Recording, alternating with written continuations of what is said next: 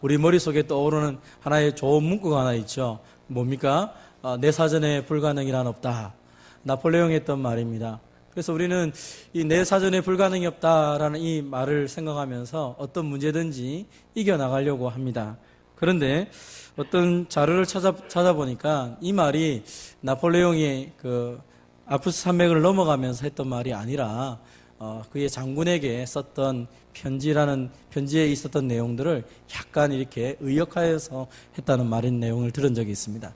실제 말은 불가능이라고 말하지만 그런 단어는 불어에 없어라고 하는 어떤 그런 강한 의지를 표현한 내용입니다. 더 재미있는 것은 이 나폴레옹이 알프스 산맥을 넘으면서 이 말을 한 것도 아니라는 것이죠.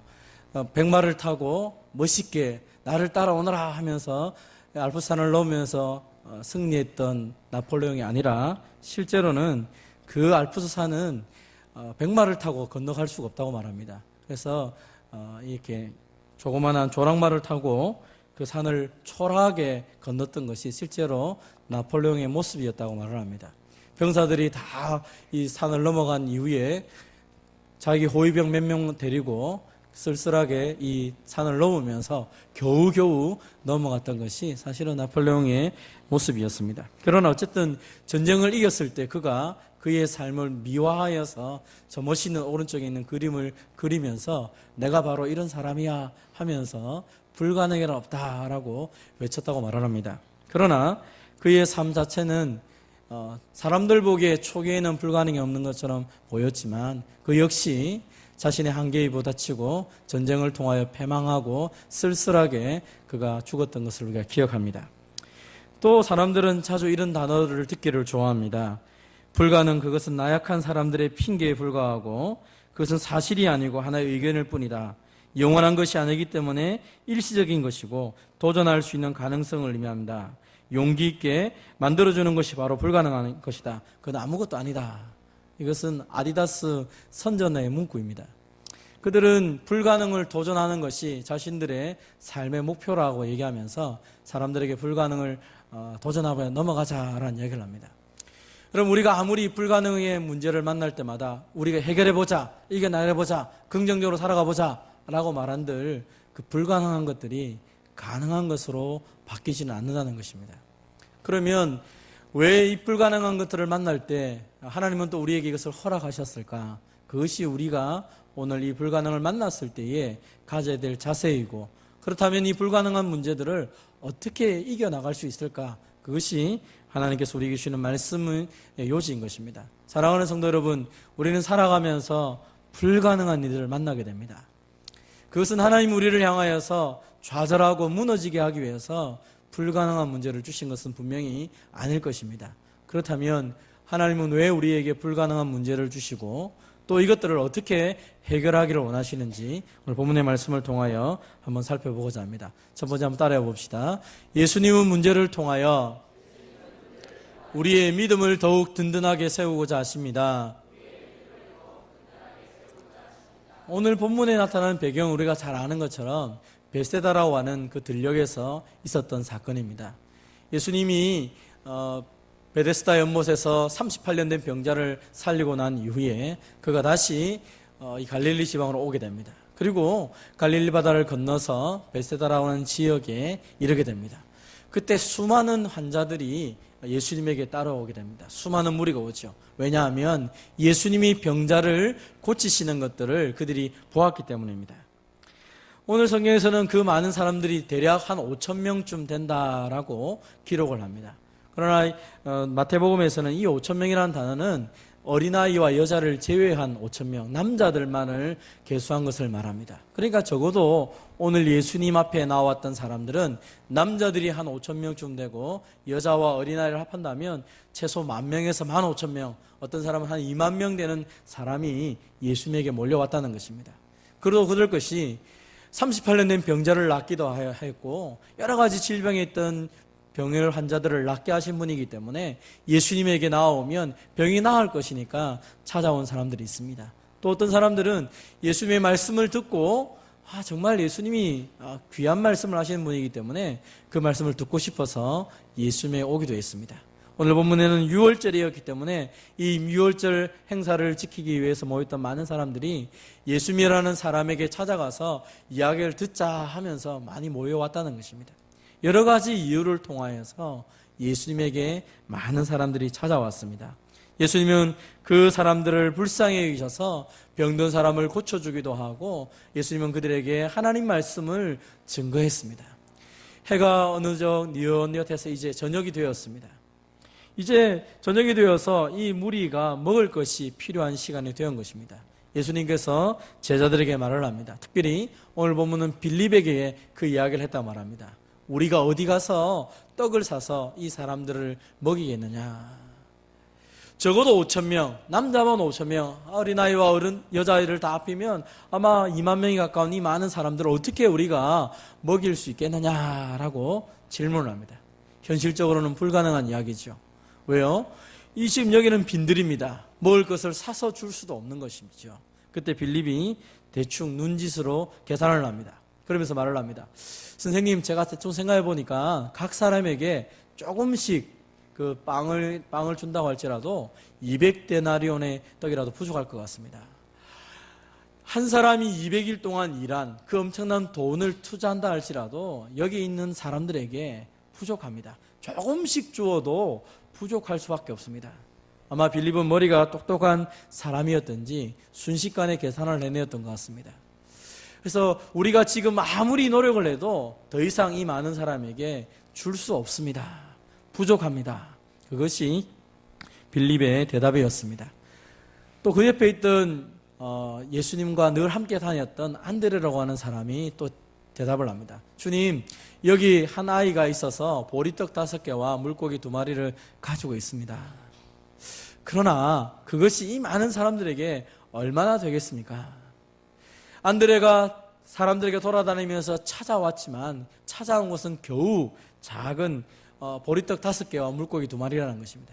이것 가지고 이 많은 사람들 앞에 어떻게 해결이 되겠습니까? 제가 물론 찾아왔지만 이것도 되지 않겠습니다.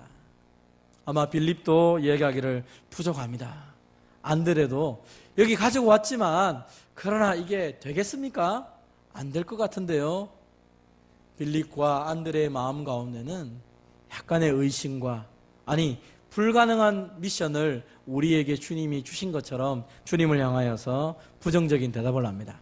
부족하고 안 됩니다. 있지만 이게 뭐가 되겠습니까? 어느 날 우리도 어떤 문제를 만날 때마다 이런 이야기를 자주 하고 있지는 않습니까? 주님이 우리에게 어떤 이야기를 하면 하나님, 우리가 너무 큰 일을 맡았습니다. 이거 어떻게 하겠습니까? 안 됩니다. 부족합니다. 할 수 없습니다. 때로는 약간의 믿음이 있어서 내가 조금 일을 해보지만 그래도 이게 되겠습니까? 하고 반문을 할 때가 있지는 않습니까? 어쩌면 우리가 우리 손에 맞는 일, 우리가 잘할 수 있는 일을 맡을 때는 기쁘게 일을 할 수도 있습니다. 그러나 큰 문제가 우리 앞에 당면했을 때 우리는 자주 실망하기도 하고 우리의 자신의 능력을 바라보면서 이것 가지고 못할 수 있습니까? 나는 아무것도 없지 않습니까? 부족합니다. 있지만 이거 안 됩니다. 하고 자주 하나님을 향하여서 탄식하고 있지는 않습니까? 특별히 우리 인생의 모든 문제들 중에서 우리가 할 수 없는 그 많은 문제들, 또 우리가 힘으로 하려고 해보지만 더 이상 넘어가지 못하는 그 문제들 앞에서 우리는 좌절하면서 안 됩니다 라고 말하고 있지는 않습니까? 바로 그때 예수님이 하시는 일이 무엇입니까? 예수님은 이 사람들로 하여금 앉게 하라라고 말하십니다. 예수님은 많은 사람들을 자리에 앉힙니다. 그리고 난 이후에 예수님은 그 떡을 가지고 축사하십니다. 축사라는 것은 감사 기도를 말합니다. 이 떡을 가지고 이 아이의 작은 보리떡 5개, 물고기 2마리를 가지고 하나님 앞에 감사 기도를 합니다. 아마 그 내용이 무엇인지 우리는 잘 알지 못하지만 하나님 감사합니다라고 기도하면서 기도가 난 이후에 그것을 앉아있는 사람들에게 나누어 주고 있습니다. 구체적으로 마태복음에서는 이것을 나누어 주는데 원대로 모든 사람에게 나누어 주는데 예수님이 직접 나누어 주신 것이 아니라 제자들에게 주어서 제자들이 그것을 무리에게 나누어 주었다라고 말하고 있습니다. 물론 오늘 본문에서 말씀했던 것처럼 그 많은 무리들은 그것을 먹고 배가 불렀습니다. 예수님은 배부른 배부른 사람들 앞에서 제자들에게 다시 명령을 합니다. 남은 조각을 거두어서 버리는 것이 없게라. 그래서 이 제자들이 돌아다니면서 그 보리떡 5개로 먹고 남은 것을 다 모으니까 12바구니에 찼다라고 성경은 기록하고 있습니다. 그럼 오늘 본문에서 예수님이 말씀하시고자 하시는 것은 무엇일까요? 예수님은 보리떡 5개, 물고기 2마리로 5,000명을 먹일 수 있는, 그들이 배부르게 먹일 수 있는 전능하신 분이라고 우리에게 먼저 말씀을 하시는 것이죠. 여러분, 아무리 작은 것이라 할지라도 그것이 주님 앞에서는 크고 위대하게 쓰임받을 수 있습니다. 그것은 주님이 그것을 행할 수 있는 창조주이기 때문입니다. 그런데 오늘 본문을 조금 더 살펴보면 단순히 이것만을 말씀하기 위해서 예수님이 이 기적을 행하신 것이 아닌 것처럼 보입니다. 오늘 본문에서 이 놀라운 기적을 가장 먼저 경험한 사람은 사실은 제자들입니다. 조금 전에 제자들은 말했습니다. 부족합니다. 내가 아무리 능력을 짜내어도 부족합니다. 또 이 조그만한 것, 이게 뭐가 되겠습니까? 하면서 믿음 없는 말을 하고 적은 믿음을 가지고 있던 그 제자들에게 예수님이 떡을 가지시고 기도하시고 난 이후에 제자들에게 주었습니다. 제자들은 그것을 받아가지고 무리에게 나누어 줬습니다. 분명히 그들 눈에는 보리떡 5개, 물고기 2마리밖에 없었습니다. 그런데 그것이 제자들의 손에 넘겨지기 시작했고 제자들은 그것을 받아가지고 앉아있는 사람들 혹은 50명, 100명씩 앉아있는 사람들에게 나누어 주기 시작했다는 것입니다. 끊임없이 예수님을 통하여 받고 받은 것을 사람들에게 나누어 주었습니다. 그리고 그것이 얼마나 많이 나누어 주었는지 배가 부를 만큼 그들이 먹었다는 것입니다. 남자만 5,000명, 어린아이와 여자를 포함하면 최소 15,000명에서 2만 명이 되는 사람들이 배불리 먹고도 12광주리가 바구니가 남았다는 것이죠. 그것을 남은 조각을 하나씩 12제자들이 들고 올 때에 그들의 마음은 어떤 마음이었을까요? 부족합니다. 안 됩니다. 도대체 할 수 없습니다. 아니 이게 뭐가 되겠습니까? 라고 말했던 그들의 손에 배부른 군중들의 얼굴과 만족하며 웃고 있는 그들의 웃음과 그리고 그 바구니에 꽉 차 있는 남은 조각을 들고 왔을 때 그들의 마음은 도대체 어떤 마음이었을까요? 사실 오늘 예수님께서 이렇게 기적을 행하시기 전에 오늘 본문에 보면 이 기적의 의도를 말하고 있습니다. 그것은 친히 어떻게 하실 것을 다 아시면서도 제자들을 시험하고자 했다는 것입니다. 지금까지 예수님의 말씀을 듣고 그리고 예수님을 통하여 병든 자가 낫는 것을 보았던 제자들, 오늘 이 현장 속에서도 병든 자가 낫는 것을 그들이 보았는데 그들에게 주어진 이 문제, 자신들의 능력으로 할 수 없는 이 문제를 과연 그들은 어떻게 풀어갈까? 예수님은 그들의 믿음을 보고자 하였다는 것입니다. 우리에게 어떤 문제를 주실 때 예수님은 우리의 믿음을 보시고자 하시는 것입니다. 그것이 우리의 능력으로 짜내어서 우리의 지혜를 짜내어서 문제를 해결하는 것이 아니라 이 많은 문제들 가운데 속에서 내가 어찌할 수 없는 이 문제를 어떻게 과연 그들은 해결할까? 예수님은 그것을 보고 싶어 하셨다는 것입니다. 사실 이것은 누가복음에 보면 이 사건 이후에 바로 예수님이 따로 한 곳에서 기도하고 난 이후에 제자들에게 이런 질문을 합니다. 무리가 나를 누구라 하느냐?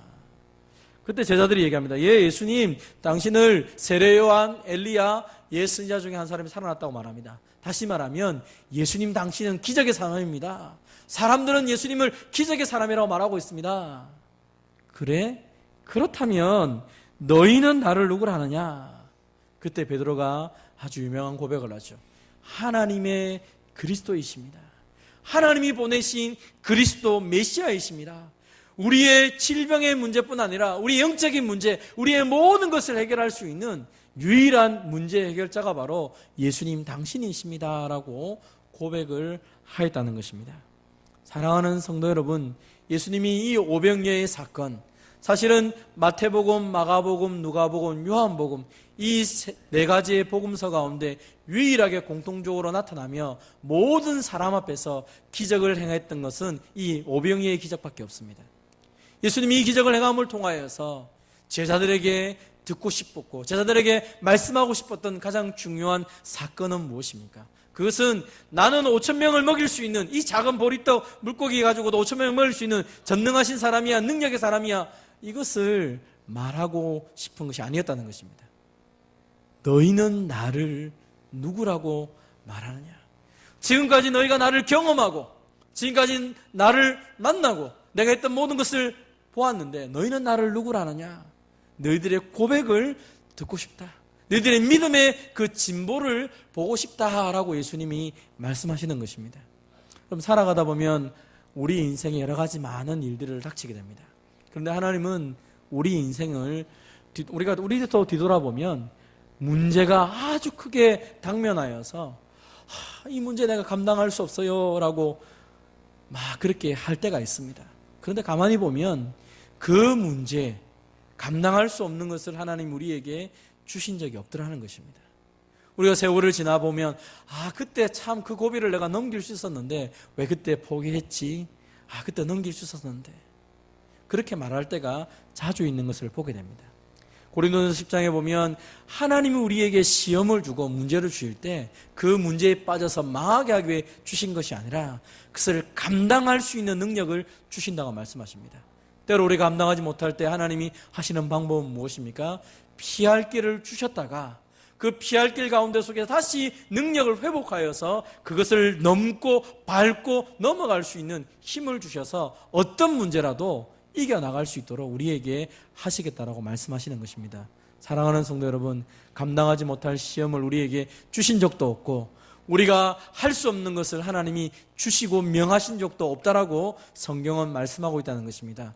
물론 우리가 우리 인생 가운데 홍해가 우리 앞에 있을 수도 있겠죠. 광야가 우리 가운데 있을 수 있겠죠. 그러나 모세가 그 홍해를 어떻게 이겨냈습니까? 전능하신 하나님의 말씀을 붙잡고 나갈 때 홍해가 갈라지고 광야에서 만나와 메추라기가 내리는 것을 우리가 보고 있지 않습니까?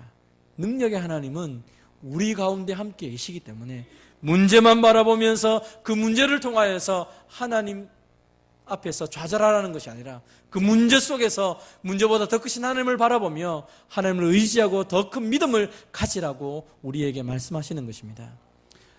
믿음이 성숙한다는 것은 조그마한 문제를 해결해가면서 그 문제를 통하여 주님을 알아갈 때 믿음이 성숙해지는 것입니다.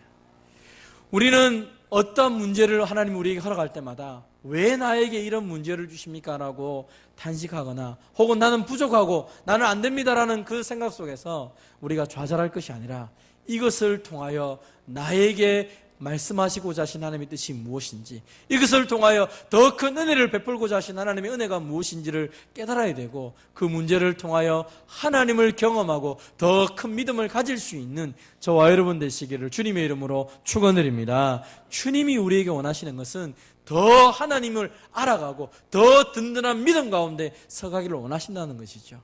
제자들은 이것을 통하여서 우리의 먹고 마시는 문제뿐 아니라 우리의 모든 문제를 해결하시는 분이 바로 예수님이시구나, 그것을 바로 알고 고백하게 되는 것입니다. 한번 따라해보겠습니다. 예수님은 문제를 통하여 주님을 체험하게 하십니다. 사실은 이 오병이의 기적을 바라보면서 사람들은 말했습니다. 야, 예수님 진짜 참으로 세상에 오실 그 선지자가 맞네 라고 얘기했습니다. 그것을 경험했던 사람들이 야, 예수님이 바로 그 메시아가 맞구나, 정말 모세에게 말씀했던 그 메시아, 그 또 사무엘에게 말했던 그 메시아, 그 선지자가 바로 예수님이구나, 사람들도 생각했다는 것입니다. 그런데 사람들은 그것을 생각하면서 그 다음 행동이 무엇이었습니까? 억지로 예수님을 붙잡아서 임금을 삼으려고 했습니다. 여러분, 이 표현이 뭡니까? 그것을 알려고 하면 그 다음 부분을 좀 보아야 됩니다. 예수님이 산으로 올라가시고 난 이후에 산에 올라가서 기도하시는 것이죠. 올라간 이후에 그 다음 날이 되었습니다. 많은 사람들이 예수님을 향해 쫓아왔습니다.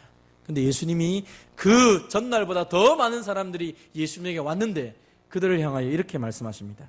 너희가 나를 찾는 것은 표적을 본 까닭이 아니요 떡을 먹고 배부른 까닭이로다. 너희가 정말로 그 놀라운 오병이의 사건을 바라보면서 야, 예수님이 정말로 하나님 보내신 그리스도시구나, 그것을 고백했기 때문에 온 것이 아니라, 야, 예수님이 우리 임금이 되시면 먹고 사는 문제가 해결되었네, 예수님 우리 임금 삼아서 먹고 사는 문제 해결받자, 그렇게 생각하고 예수님께 왔다는 것입니다. 예수님께 온 이유가 무엇입니까? 배가 부른 까닭입니다. 야, 예수님한테 오기만 가면 질병도 낫지, 병도 고침받지, 내 인생의 문제도 해결되지, 배도 부르지. 야, 예수님과 함께 살면 내 인생은 완전히 진짜 로또 받은 인생이 아닌가, 예수님이 바로 나의 로또구나, 야, 정말로 내 인생은 이제 활짝 폈네 하면서 사람들이 예수님께 왔다는 것입니다. 오늘 많은 사람들이 예수님께 찾아오는 가장 큰 이유는 오늘 본문에 나타난 이 사람들과 비슷하지 않는가 생각합니다. 불가능한 문제, 예수님 때문에 해결받았어, 이제 문제 해결은 예수님께 있으니까 나는 예수님께 와야지. 초점이 예수님 때문에 문제를 해결받았다라는 것이 아니라 예수님께 가면 문제가 해결된다라고 하는 그 문제 해결을 통하여 내가 받는 이익에 관심이 있는 것입니다. 그럼 질병 있는 사람 예수님께 와서 기도하고 병이 나아야 됩니다. 사업이 안 되는 사람 예수님께 와서 사업이 기도함을 통하여서 사업이 잘 되어야 됩니다. 그것이 문제가 되는 것이 아닙니다.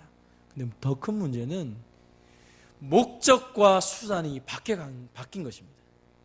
예수님께 나오는 것이 목적이 되어야 되는데 예수님을 수단으로 삼아서 내 삶에 유익을 얻고 내 삶에 내 배를 배부르게 하고 내가 편안하게 살기 위해서 예수님을 이용하고 있다는 것입니다. 예수님은 이 사람들의 마음을 알고 이 사람들에게 얘기합니다. 썩을 양식을 위하여 일하지 말고 영생하도록 있는 양식을 위하여 일하라 라고 말합니다. 사람들이 질문합니다. 그렇다면 어떻게 하는 것이 하나님이 일을 하는 것입니까? 같이 우리 빨간 글씨 같이 한번 읽어보겠습니다. 시작. 하나님께서 보내신 이를 믿는 것이 하나님의 일이니라. 너희가 하나님을 위해서 많은 것을 바치고 많은 열심히 하는 게 아니라 하나님께서 보내신 자 예수님을 믿는 것이 하나님의 일이다. 그 하나님의 보내신 자 예수님을 믿어라 라고 얘기합니다. 그러니까 그 많은 무리들이 얘기합니다. 당신이 하나님께서 보내신 자를 우리가 어떻게 알 수 있습니까? 더 큰 기적을 보여주십시오. 모세는 만나를 우리에게, 광야에 있는 사람들에게 만나를 주셨는데 당신도 한번 그런 기적을 한번 베풀어 보십시오 라고 얘기합니다. 사람들은 여전히 관심에 당신이 기적을 베풀면 우리가 당신을 하나님 보내신 메시아로 믿겠습니다 라고 말을 합니다. 왜요? 그 기적 때문에 내가 이익을 받고 내가 좀 편안해지기를 원했기 때문입니다.